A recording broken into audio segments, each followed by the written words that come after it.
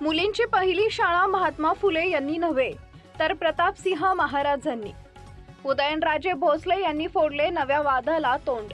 सर्वप्रथम स्त्री शिक्षणाची शाळा जर कोणी सुरू केली असेल तर ती थोरले प्रतापसिंह महाराज यांनी सुरू केली। एका दृष्टिकोनातून आपण पाहिलं तर थोरले प्रतापसिंह महाराज जे होते त्यांचं महात्मा फुलेंनी अनुकरण केलं आहे असं वक्तव्य आज उदयनराजे भोसले यांनी महात्मा फुले वाड्यात केलंय। स्त्री शिक्षणाची शाळा जर कोणी सुरू केली असेल तर ती थोरले प्रतापसिंह महाराज यांनी सुरू केली। ती देखील स्वतःच्या राजवाड्यात सुरू केली।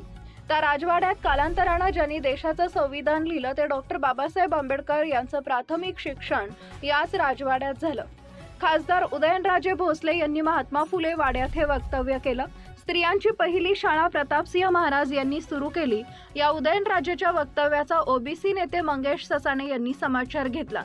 उदयनराजे यांचं वक्तव्य 3 ते 4 वेळेस ऐकलं। महात्मा फुलेंचं महत्त्व कळल्यानं उदयनराजे हे फुले वाड्यावर आलेत असं वाटतं।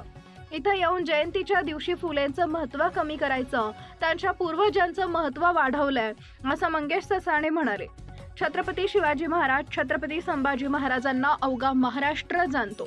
छत्रपती शिवाजी महाराजांचा पहिला पोवाडा महात्मा फुलेंनी लिहिला असं मंगेश ससाणे म्हणाले। महाराज जे होते त्यांनी त्यांचं महात्मा ज्योतिबा फुलेंनी अनुकरण केलं, कारण की त्यांनी सुद्धा सर्वात प्रथम